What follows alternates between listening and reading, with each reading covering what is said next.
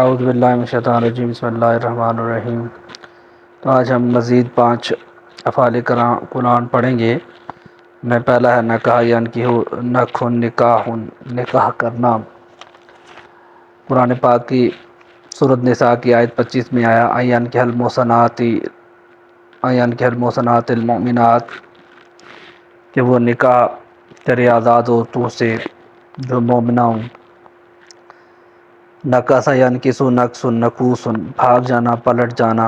سورۃ انفال کی آیت نمبر 48 میں آیا نکاسا علی عقبیہ، وہ پلٹ گیا اپنی دونوں ایڑیوں پر۔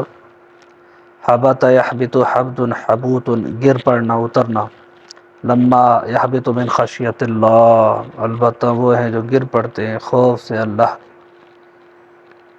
حزل یحزل حزل، مزاح کرنا، بیہودہ کلام کرنا۔ وما هو بالحزل، اور نہیں ہے وہ کوئی ہنسی مذاق۔ وما هو بالحزل، اور نہیں ہے وہ کوئی ہنسی مذاق۔ حزم یحزم حزم حزیمۃ، شکست دینا۔ فہزمہم بإذن اللہ، پس انہوں نے شکست دی انہیں اللہ کے اذن سے، حکم سے۔